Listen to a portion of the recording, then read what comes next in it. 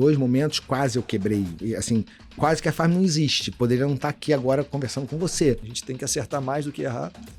Não pode cometer o mesmo erro 2 vezes. Errou, aprende e faz diferente. Tem duas opções sempre. Ou você acerta ou você aprende. Você só erra se você não quiser tirar o aprendizado disso. Quando você tem um problema, algo que parece insuportável, intransponível, você tem que mirar em algo que seja ainda maior do que aqueles problemas que você tem no dia a dia, e são muitos, porque eu sempre digo, não andar é o menor dos problemas, tem um monte de outras coisas que são muito piores do que isso. Na minha vida e na vida da Oak, tem algumas coisas que acontecem que não tem como explicar de outra forma, sabe? Se fosse por coincidência ou por sorte, eu tinha que jogar na Mega Sena direto, que eu ia ganhar muitas vezes na Mega Sena. Acho que a primeira coisa que eu aprendi é: dinheiro não leva desaforo. Tem uma frase que a gente fala muito na empresa, que vem do nosso diretor de operações: quem não serve, não serve. As coisas estão indo bem, então. Aquela história de que em time que tá ganhando não se mexe. Falei, mexe sim. Quanto que eu poderia ir melhor? Porque a trajetória, muitas vezes, ela te leva, assim, a uma dedicação infinita. Muitas vezes você não curte a família. Eu penso que eu fui, ou talvez, o melhor pai que eu pude ser com as condições que eu tinha. Na zona rural, na cidade pequena, lá no sertão do Piauí ou da Bahia, e achando que onde ele está não dá para criar um negócio ou crescer. Na realidade, hoje está muitas vezes mais fácil. O nome aqui é Zero ao Topo, mas eu não enxergo de jeito nenhum que eu estou no topo ainda. Oi, eu sou a Mari Amaro e esse aqui é o Do Zero ao Topo, o podcast que conta as histórias e os desafios dos homens e mulheres por trás das maiores empresas do Brasil. E você que já acompanha o nosso podcast no YouTube ou no seu agregador de podcast favorito, deve estar estranhando tudo por aqui. Tá tudo mesmo meio diferente. E esse episódio não vai ser nada parecido com o que a gente faz ou com o que você tem costume de ouvir. Que toda semana nós passamos por aqui para contar uma história de sucesso. E assim a gente chegou até o número 200. E falando a verdade, a gente tinha até um episódio já gravado, programado, bonitinho para entrar hoje, mas aí eu percebi que tinha nas mãos uma chance única, não só de comemorar tudo que nós construímos e todas as histórias que a gente ajudou a contar, mas também de relembrar as lições que foram aprendidas. E olha o que teve de lição. Eu vou ter que deixar muita coisa de fora porque o tempo é limitado, mas eu queria que esse episódio fosse construído a várias mãos. Então eu queria pedir a sua ajuda, para você, onde você estiver, e relembrando por aí as histórias que mais te marcaram. E comentar aqui no YouTube ou nas nossas comunidades. Quem sabe a gente não faz um outro episódio comemorativo só com essas sugestões, hein? Fica aí a dica para o desespero do nosso editor. E por falar em comunidade, eu tenho mais uma novidade. O Do Zero ao Topo agora tem um canal no WhatsApp. Você consegue entrar lá pela aba Atualizações e ir buscando por Do Zero ao Topo, ou entrar no link que vai ficar aqui na descrição.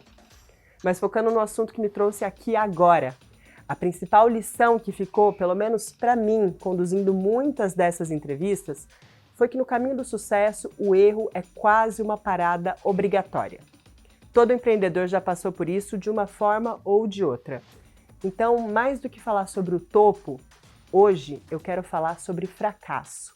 Eu quero falar dos problemas, das histórias de superação, dos conselhos, do que dá para aprender com as falhas dos outros.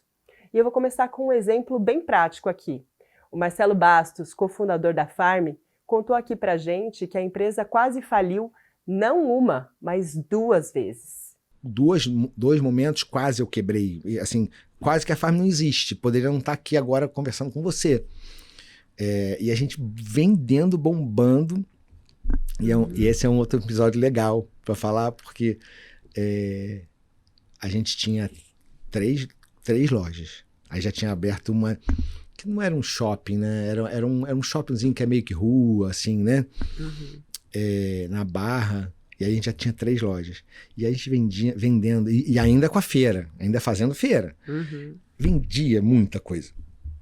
E aí a gente contratou alguns profissionais, né? Os primeiros profissionais da indústria mesmo, né? Assim, compradora profissional, né? Estilista já que já com mais experiência e tal. E aí a gente montou um planejamento que a gente foi vendendo e foi comprando e a gente se desregulou num grau que eu me lembro até hoje, era dia 15 de dezembro de 2001. Eu olhei para o meu estoque, eu falei, bom, nesse momento vai entrar aí o Natal, depois janeiro, fevereiro, eu tenho que ter 15 mil peças no meu estoque. Eu preciso ter 15 mil peças. Aí eu estava olhando o estoque, eu estava achando, falei, 15 mil, eu tô achando que tem muito mais do que 15 mil peças aqui, eu vou fazer uma contagem, um inventário, nunca tinha feito. E aí quando eu contei as primeiras 5 mil peças, que eu comparei com o resto... Só pra você ter uma ideia, a minha pressão subiu. Cara, eu era novo, assim, né? Tinha 30 e tantos poucos anos. Minha pressão subiu, eu tive que ir pro hospital. E aí, quando eu voltei a contar, eu tava com 45 mil peças. Nossa. Naquele momento, eu tava tecnicamente quebrado. Se não fosse a gente... E aí, muita gente fala assim, nossa, a Farm, ela pensa sempre... Não existia esse nome branding, né? A construção de marca naquela época, ela ficava dentro do marketing, né? Não tinha um departamento especializado. A Farm foi uma das primeiras marcas lá atrás a criar isso. Então, por isso que as pessoas tinham muito essa coisa de, nossa, a Farm pensa em tudo. E era o stand mais bonito, era o stand mais... o visual merchandising mais incrível, a produção de moda cuidada, era tudo falando uma coisa com a outra, que a Kátia fazia na intuição. Uhum. E aí esse episódio ocasionou exatamente isso. O pessoal falando, nossa, eu falei, onde é que a gente vai vender essa roupa? Essa roupa, onde é que eu vou vender isso em janeiro, fevereiro, gente? Onde é que eu vou vender? Aí a gente falou, cara, em Búzios. Cara, tem tudo a ver, vamos pra Búzios, vamos abrir uma loja em Búzios. Cara, a gente faz algum barulho e a gente vai vender em Búzios. Aí tá bom, fomos pra Búzios, eu e a Kátia encontramos a única loja que estava aberta na Rua das Pedras, montamos uma loja, a loja ficou linda, montamos com não foi nem arquitetura, foi visual merchandising, fez quase com a instalação. Uhum. E aí bombou de vender, vendeu pra caceta. E aí eu conversei com os meus fornecedores, sentei com eles, reprogramei todos os pagamentos, ou seja, a gente conseguiu sair do buraco e todo o mercado falando, nossa, esses meninos da Farm são incríveis, né? Olha como é que a marca tá bombando e onde é que eles vão abrir a loja? Vocês já viram a loja dele em Búzios? Linda, maravilhosa. Eles são espertos mesmo. Mal sabia que era desespero absoluto. Então, essas coisas acontecem muito, né? Quando a gente começa a crescer. E a segunda vez que a Farm quase faliu foi justamente o que fez a empresa crescer ainda mais. Se você quiser lembrar sobre isso, entra lá depois para acompanhar o episódio inteiro. Mas às vezes os erros não têm nada a ver com a crise externa.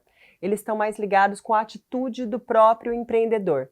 O Bruno Elias, do grupo Salto Educação, teve que aprender essa lição bem sozinho. Eu errei bastante também no início, era 10 anos mais novo, né? 10 vezes mais arrogante do que hoje.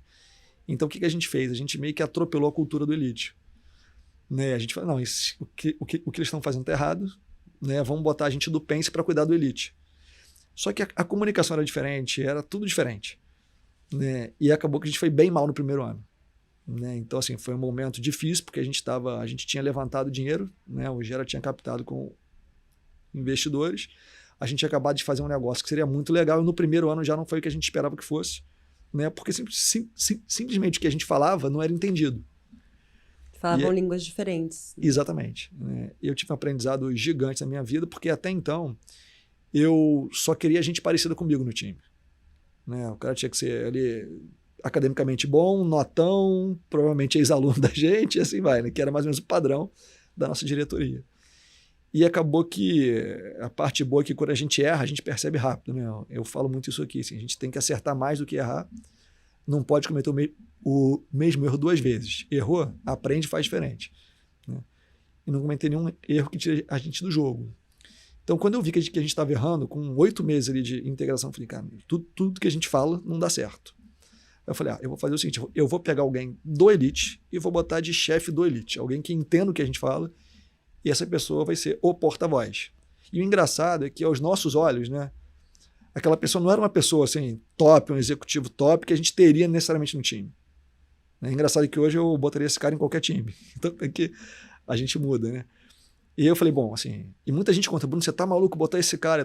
É o único jeito de entender a gente aqui. E assim, e foi ótimo, porque quando a gente botou, ele comprou a gente, ele entendia que a gente poderia agregar valor, mas vocês estão fazendo tudo errado. Né? E nesse momento, assim, foi uma virada de chave gigante. Né? Hoje o Elite é a nossa maior rede, né? Acho que talvez a maior rede privada do Brasil, são mais de 40 mil alunos só no Elite, um sucesso absoluto, né? Uma excelência acadêmica gigante, resultados ótimos, né? E como negócio também muito bacana. E às vezes um erro de cálculo pode acabar atrasando o crescimento físico da empresa. Essa foi a história que o Alex Burhain, da Limpano, contou aqui pra gente. Foram 2 erros que a gente cometeu. Um foi em 2001, quando eu estudei mercado fora, linha de produtos, e falei que os panos de limpeza eles seriam adicionados a produto químico já para estar pronto para o uso, que são os panos umedecidos, que hoje a gente conhece. Eu comprei a máquina em 2001, para mim estava claro que o mercado ia caminhar para o pano de limpeza já com produto químico, então a gente fez esse investimento e ali foi um erro de timing muito grande nosso. Estava 20 anos adiantado, exatamente, né? A gente estava 20 anos adiantado, né? Quando começou a pandemia, a gente falou assim, eu já tinha vendido a máquina, a gente já tinha desistido dessa categoria, então ali foi a visão foi certa, o timing foi errado, eu pesquisei pouco, provavelmente me empolguei ali com o mercado americano, só que a gente está bem, né, longe do nível de renda e na velocidade de mudança de hábito de consumo. Então ali foi um erro grande. E outro erro grande que a gente cometeu foi quando a fábrica da Pavuna, que é a nossa fábrica mais, né, antiga que a gente tem hoje ainda, começou a ficar apertada e o terreno do lado a empresa colocou à venda. E por um detalhe ali, por uma economia, aquela negociação boba, eu perdi a venda do terreno, e o que limitou o nosso crescimento durante alguns anos até eu conseguir comprar esse outro terreno lá em Queimados, e a gente fazia ampliação de Queimados. Então foi um erro muito grande ali que a gente cometeu e que certamente nos trouxe muito aprendizado, mas de alguma maneira hoje, se eu pudesse olhar atrás, eu provavelmente teria ido por outro caminho. Mas a gente aprende nesses momentos. Não tem empreendedor, empresário que não cometa erro. Acho que a gente, né, na minha visão, a gente tem 2 opções sempre. Ou você acerta ou você aprende. Você só erra se você não quiser tirar o aprendizado disso. Então, eu gosto de olhar a vida dessa maneira porque me traz mais clareza e luz de como é que deve seguir quando acontece esse tipo de coisa. Eu gostei muito dessa visão positiva do Alex. Ou você acerta ou você aprende. Mas entre todas as histórias que ouvimos, algumas foram marcantes porque trouxeram um componente de superação. Porque muitas vezes o que afeta uma empresa não é algo que acontece com ela, mas com a sua liderança. E na Allos, que antes era a Aliança Sonai, o presidente Rafael Salles sofreu um acidente grave que acabou deixando ele tetraplégico. Mas isso não fez nem ele e nem a empresa recuarem de um período de crescimento exponencial. Em outubro de 2018, eu tinha me tornado presidente da empresa, né, há alguns meses. A gente fez a primeira convenção quando eu era presidente, já como presidente, a convenção de líderes, né, que a gente faz todo ano e tal, que é em outubro. Eu voltei de lá, uma semana depois eu tive um acidente praticando esporte, lutando jiu-jitsu num treinamento, um esporte que eu adoro e que tem pessoas maravilhosas, amigos que são quase irmãos, pessoas que sou muito próximo ainda. Aí eu estava no Rio, eu morava entre Rio e São Paulo, eu dividia a minha semana, minha família morava em São Paulo. E esse acidente foi realmente algo que transformou a minha vida. Eu tive uma lesão medular, no nível de C5 e C6, que compromete, que consequentemente, por essa altura de lesão, é uma tetraplegia. Então, eu sou tetraplégico hoje, eu tive algumas sortes de recuperar alguns movimentos a mais do que seria o normal, mas quando a notícia chegou, o que eu ouvi foi, você ficou tetraplégico, e a minha família estava desesperada. eu não... Primeiro que no início eu entrei em denial completamente. Eu falei, bom, eu já saí de tantos problemas, já enfrentei tantas dificuldades. Quando eu me mudei para São Paulo, por exemplo, com 17 anos, eu fui morar numa... Bom, assim, eu sei, tem pessoas que tiveram vidas muito mais difíceis do que essa. Mas para mim, eu estava assim, na casa da minha família, numa cidade que eu conhecia tudo, e vim morar aqui numa pensão, com um quarto com 2 biliches, com 3 caras do interior de São Paulo e tal, que acabou... E num bairro meio barra pesada, não tão fácil. E eu dizia, pô, se eu consegui me virar chegando aqui em São Paulo e hoje eu consegui fazer um monte de coisa legal e ter uma família bacana, eu vou conseguir passar por esse negócio. Depois de um tempo caiu a ficha de que é permanente, de fato, o negócio. O problema é algo uma nova vida, uma nova adaptação total.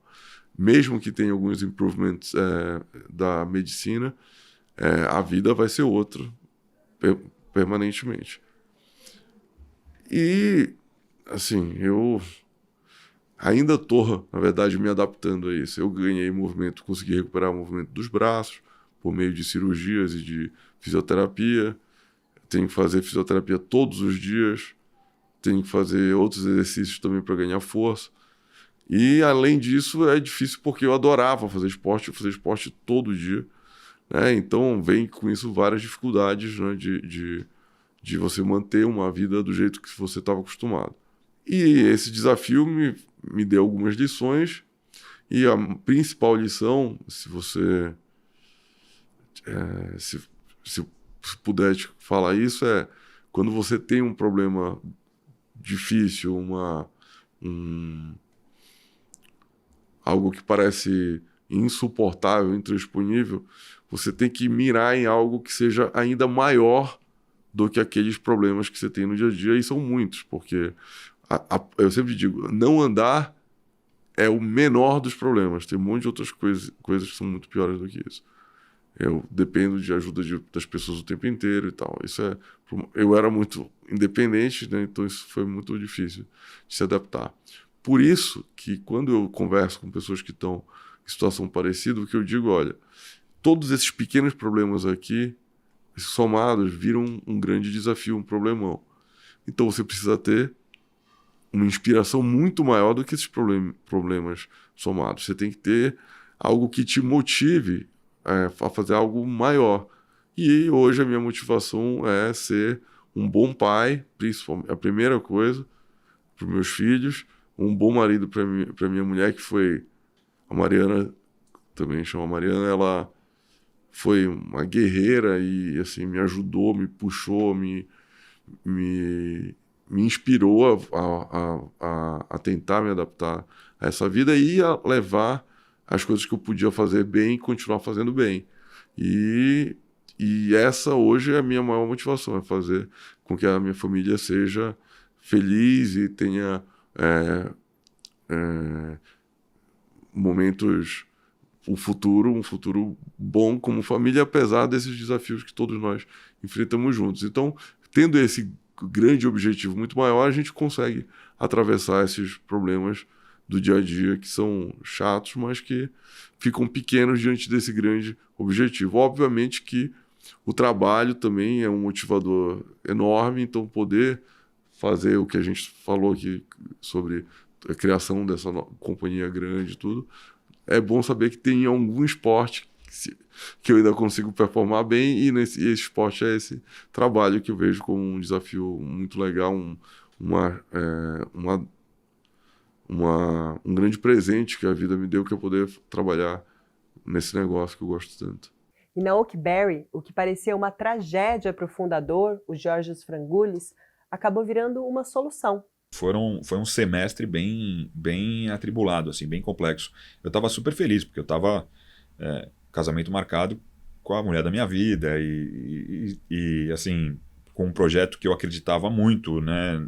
E aquele negócio ia acontecer. Eu sempre tive muita certeza que a Oakberry era o negócio da minha vida também. E então, assim, eu estava super feliz. E eu acho que foi isso que me deu força para não titubear a hora que eu recebi a notícia que eu estava com câncer. E não era assim, nunca não me desesperei porque câncer na tireoide é algo que teoricamente é menos preocupante, né? Dizem que se você tiver que escolher um câncer para ter, escolhe na tireoide, que na grande maioria das vezes ele é menos nocivo.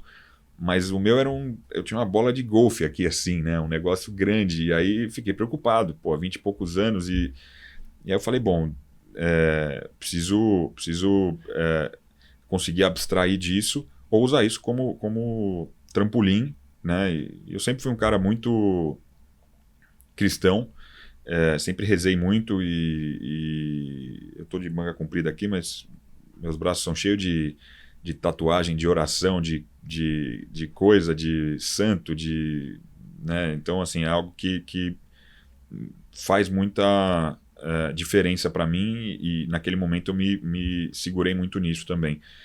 E aí as coisas acontecem de uma maneira que parecem coincidência, eu não acredito muito, às vezes parece meio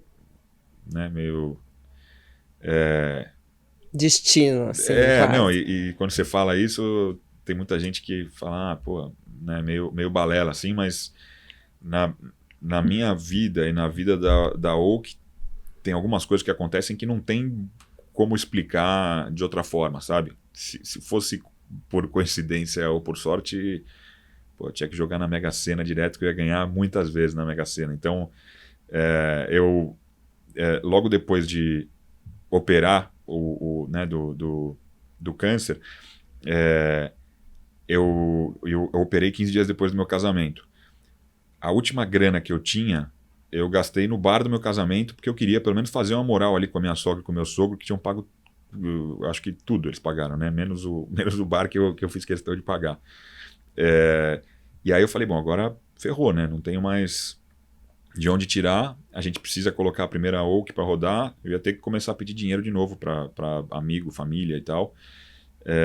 E aí eu liguei em todos os meus cartões de crédito e no banco para cancelar aqueles seguros que gerente de banco, principalmente naquela época, vendia muito, né? Então qualquer seguro de vida, seguro disso, seguro de casa. E aí eu liguei para cancelar um seguro de R$ 64,90 que eu pagava por mês, que eu vi na fatura, porque eu estava treinando na academia do condomínio da minha sogra, porque eu não queria gastar dinheiro pagando a academia. Então estava no osso. Foi fazer aquele planejamento financeiro mesmo, né? Ver onde dava para cortar. Na raça, né? Ali. Uhum. E aí quando eu liguei, a moça que me atendeu, eu falei, olha, eu queria cancelar esse seguro. Ela falou, você tem certeza? Esse seguro é super bom. Seguro de vida, assim, assado. Eu falei, não, eu passei por uma agora que não quero mais seguro de vida. Ela falou, não, mas ele é importante, esse seguro, porque ele cobre doenças graves também. Aí eu falei, que tipo? Ela falou, tipo câncer, por exemplo. Eu falei, nossa, que legal. Eu falei, acabei de operar, né, de um câncer. Ela falou, então manda o diagnóstico e essa lista de documentos aqui para esse e-mail, o pessoal vai responder. Mandei, uma semana depois responderam, eu tive 75% do prêmio do seguro por causa da doença que tinha desestabilizado, né? Mas no fim foi o que acabou fazendo com que eu recebesse essa grana em novembro, e junto com o Renato a gente tivesse a grana para colocar no primeiro quiosque da Oak e inaugurasse a primeira loja dia 6 de dezembro de 2016. Então foi tudo muito rápido, deu tudo muito difícil, mas eu olho essa época como uma época muito boa, assim, porque foram tantas coisas boas que foram acontecendo ao longo do caminho, que elas superaram e muito a parte complexa. E sem dúvida me ensinaram muito, assim, você aprende na hora que assim, tem a ordem de importância das coisas, ela muda muito. Então o valor que você dá para determinadas coisas, ele se transforma imediatamente quando esse tipo de coisa começa a acontecer. Então acho que se não tivesse acontecido desse jeito, eu tenho certeza que a Oak não teria crescido e se consolidado da maneira que ela se consolidou também. Porque eu, liderando o projeto, seria uma pessoa diferente, entendeu? Talvez com o ego maior, talvez mais preocupado com coisas menos importantes. Esses aprendizados, muitas vezes, também podem vir de casa. A minha quase xará, a Mariane Morelli, da Suplay, contou como aprendeu sobre empreendedorismo com os pais dela, pelo amor e pela dor. Com os meus pais, eu falo que é uma questão de amor e ódio, assim, sabe? Com a minha mãe, eu aprendi muito no amor. Com meu pai, assim, muito, muito na dor. Apesar, meu pai faleceu, eu tinha 15 anos, né? Apesar de eu ter um carinho e respeito que eu acho que a gente precisa ter pelos pais, né? Eu vivi um período ruim, mas eu acho que eu aprendi muitas coisas. Meu pai era empreendedor, só que, cara, ele faleceu, eu tinha 15 anos, ele foi à falência assim, umas 4 vezes. Então, eu acho que a primeira coisa que eu aprendi dinheiro não leva desaforo. Eu aprendi com ele, aprendi na dor. Eu acho que por isso que eu sou tão Caxias, assim, em gestão, em administração. Talvez por ter herdado esse receio também. E outra coisa que eu aprendi é talvez a convivência dele com a minha mãe, né? De talvez utilizar o dinheiro para controlar. Sabe aquela família tradicional que utiliza o dinheiro para controlar a esposa? E então eu sempre tive na minha cabeça que eu precisaria ter uma independência financeira, sabe? Para não passar por tudo isso. Então, eu acho que apesar de ter tido algum, entre as suas traumas, assim, de infância, mas eu acho que no final do dia foi muito bom, porque eu aprendi coisas que me fizeram desde cedo a seguir um caminho, sabe? Então, eu peguei esses aprendizados para fazer coisas boas na minha vida. E minha mãe, incrível, assim, porque eu lembro nessas idas e vindas do meu pai, assim, e minha mãe precisava sustentar a casa, né? Ela ia vender camiseta, vender torresmo, sabe? Eu ia muito com ela fazendo isso. E ela passava não como uma obrigação, ela passava como aquilo lá, não, é pra gente, vamos fazer e tal. Então, eu aprendi muito isso, que não importa a situação, a gente é responsável por nós e a gente precisa fazer, assim, sabe? Então, eu amadureci muito cedo por causa disso, eu acho. Se tem uma coisa que eu aprendi com todas essas histórias, foi que em algumas situações a gente faz um plano e a vida faz outro. E o que me lembrou da história da Ana Oliva Bolonha, da Astra, que é triatleta e fez várias dessas provas Ironman. Ela contou como ela chegou a correr uma prova com o pé quebrado. Acho que tudo que eu me proponho a fazer, eu gosto de fazer direito. Eu tenho um perfil assim meio perfeccionista e um pouco de achar que eu posso sempre melhor, né? Então, assim, as coisas estão indo bem, então. Aquela história de que em time que tá ganhando não se mexe. Falei, mexe sim. Quanto que eu poderia ir melhor? Então, eu tenho esse perfil de fazer mais, aprender sempre. E a forma como eu lidava com o esporte, né? É a forma meio como eu lido em tudo na minha vida. Mas pensando em analogias com o esporte, com os negócios, eu acho que a questão da disciplina, do foco, da determinação, da resiliência, de você aprender a lidar com variáveis incontroláveis, ter que resolver um problema ali na hora, você ter um lado meio otimista, né? Você traçar onde você quer chegar, você vislumbrar, você acreditar. E acreditar e foco, determinação. No esporte você tem que focar. Era mesmo quando você planeja, algumas coisas podem dar errado, né? Sempre. E você se machucou uma vez. Várias. E continuou fazendo a prova, né? Continuei. Acho que é uma Sim. questão de resiliência também. De resiliência, eu acho que da forma como você encara também. Eu acho que eu tenho eu não sei, eu acho que a cabeça, a forma como você lida com as coisas, eu acho que assim, por exemplo, quando vem uma crise, a crise tá lá para todo mundo, né? Então a forma como você encara, como você enxerga as coisas, eu acho que faz diferença, né? Então quando fala em resiliência, sim, eu acho que a gente tem um poder sobre a nossa mente. Eu acho que você tem um poder no cérebro. Por exemplo, numa prova, eu sabia que numa prova longa ia ter momentos que eu ia ter altos e baixos, né? Então tinha momentos que eu tava muito bem, por exemplo, pedalando, mas eu tenho que lembrar que eu tinha que correr a maratona depois.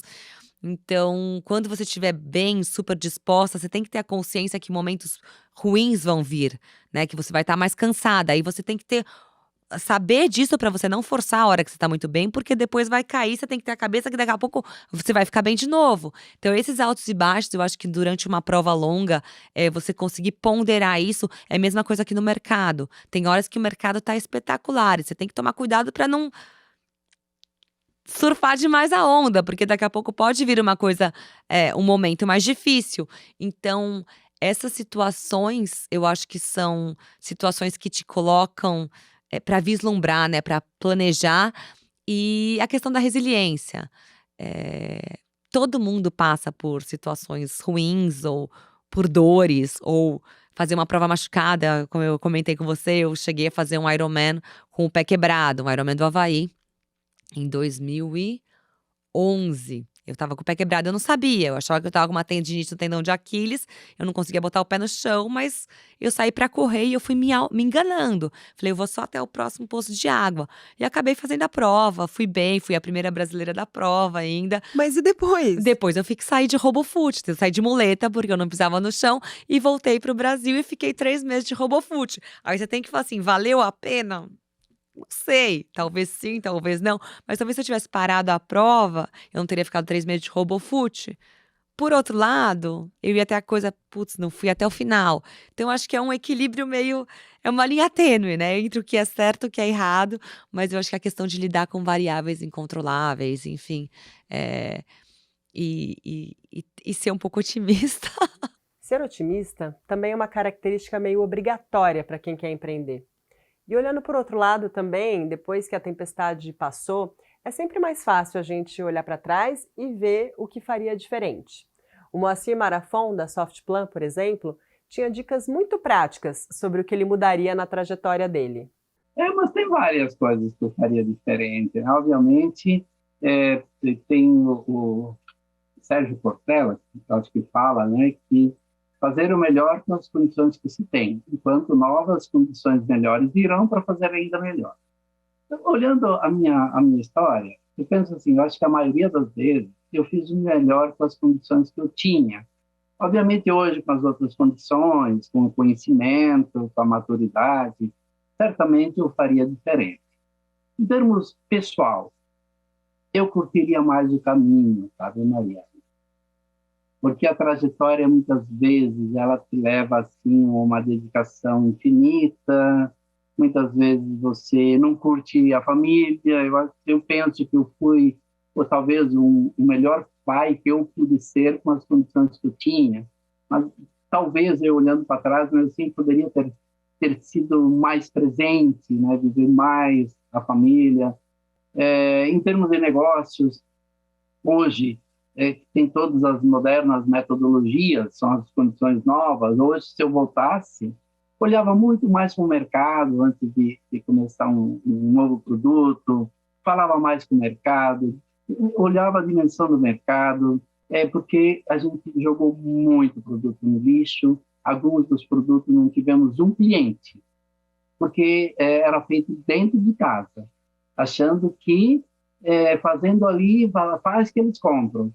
Quando você vai para o mercado, aquele produto ou não tem mercado que paga aquele preço que está custando, ou o mercado não está maduro, ou aquele problema não existe.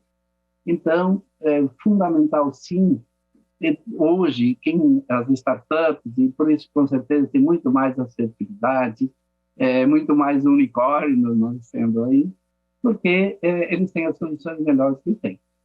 Eu penso assim que de bate-pronto, como você fala no tênis, né? Eu com certeza isso faria diferente das condições que eu tenho. Mas já que não dá para voltar no passado, eu sempre pergunto para todos os convidados quais conselhos eles dariam para quem está começando no caminho do empreendedorismo. E a Carla Felmanas, da CIMED, tem um conselho que eu acho que todo mundo deveria seguir. Não é clichê, não, que a gente escuta as pessoas falarem, às vezes falam, nossa, mas como é que você faz para cuidar do dia a dia e ainda pensar no futuro? Se você não conseguir tirar pelo menos 10% do teu mês, em algum momento ali, que você pode fazer isso fracionado na semana ou numa reunião uma vez por mês, e olhar para onde você vai chegar lá na frente, você vai chegar lá na frente porque o tempo passa muito rápido e você não se projetou para chegar lá. E uma indústria como a minha, que ela é tudo muito demorado, eu preciso estar muito pensando para frente o que eu vou fazer. Então já faz parte do nosso dia a dia pensar nesse futuro. Por isso que quando você me perguntou, eu te respondi da lata que nós já estamos trabalhando de como é que vai ser essa caminhada, essa jornada para chegar nos 5 bi de faturamento. Mas mais do que planejar para o Zé Aragão da Armac, é preciso ter coragem e uma boa dose de cuidado com a vida pessoal. Vou dividir esse conselho em 2. Começar por um de foro um pouco mais íntimo e o outro de foro um pouco mais profissional. De foro íntimo, faça terapia, se você puder, e vá ao teatro. Terapia para você, teatro para os outros, né? Terapia para se entender, teatro para entender os outros. Então, acho que isso, assim, sob uma perspectiva pessoal, claramente deixou muitas marcas na minha trajetória empreendedora, como gestor e como pessoa, assim, sem dúvida nenhuma. Do ponto de vista um pouco mais profissional, eu pensei sobre essa resposta. Eu vi que você faz ela várias vezes, né? Sempre.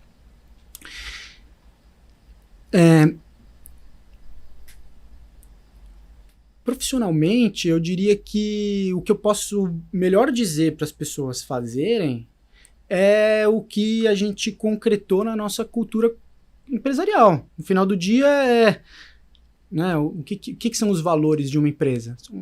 Provavelmente o que fez ela chegar até onde ela chegou e o que vai fazer ela chegar em outros lugares.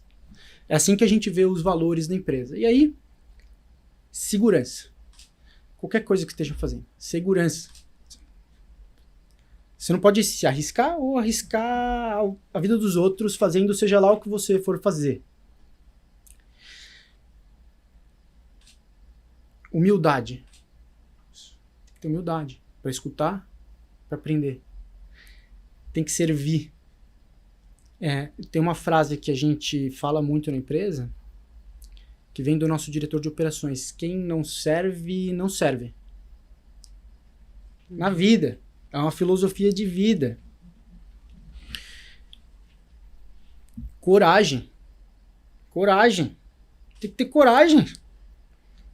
Vai começar essa vida de empreendedor, tem que ter coragem. Vai ser difícil. Tem que ter coragem para olhar para o problema a partir de uma perspectiva otimista, para ver a saída. E tem que ter integridade. Integridade. Sem integridade, nada vale. Nada. Você não vai dormir. É pênalti. Não vale. Tá fora. Então, esses 5 valores que a gente, depois de muita análise corporativa, como é que a gente chegou até aqui, né? É um grupo de pessoas que construiu algo muito especial, uma empresa que cresceu 10 mil vezes em 10 anos. O que fez a gente chegar até aqui? Muitas pessoas. E aí, nessa discussão, a gente chegou nessas 5 coisas, esses 5 valores, e que transcendem o ambiente corporativo. Acho que isso que é o mais importante. Empresa é gente. Empresa é gente. Gente... empresa tem que ter valor de pessoa, né? É uma construção coletiva. Então, eu diria que esse é o melhor conselho que eu posso dar. E já que o assunto é superação, persistência e conselho, você deve se lembrar da história do José Roberto Nogueira, o homem que conectou o sertão. Ele também deixou uma mensagem muito importante. Na zona rural, na cidade pequena, lá no sertão do Piauí ou da Bahia, e achando que onde ele está não dá para criar um negócio ou crescer. Na realidade, hoje está muitas vezes mais fácil do que na época que eu construí, no meio do nada, que hoje praticamente já está quase tudo conectado. Hoje o Brasil tem mais conectividade em fibra óptica que nos Estados Unidos. As nossas redes têm mais capilaridade que nos Estados Unidos. Diferente de outro setor, nós estamos na frente. Enquanto a internet lá é de $60, aqui é $18, por exemplo. Então a capilaridade está chegando em todo lugar. Então está muito mais fácil para se montar um negócio em qualquer lugar.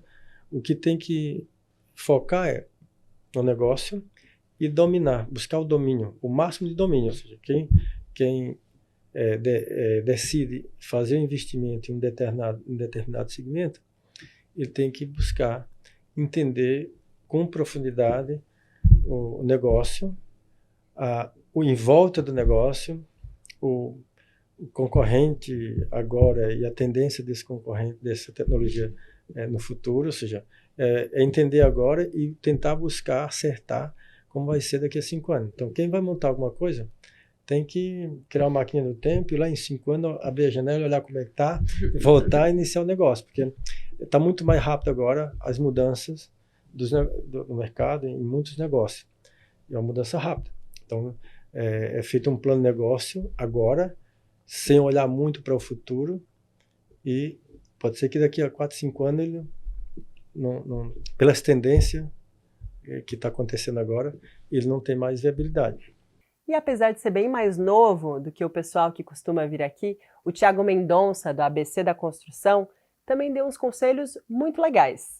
Eu acho assim que o conselho, especificamente numa empresa familiar, realmente é tentar separar muito, isso eu sofri muito com isso, né? Separar o executivo do familiar, né?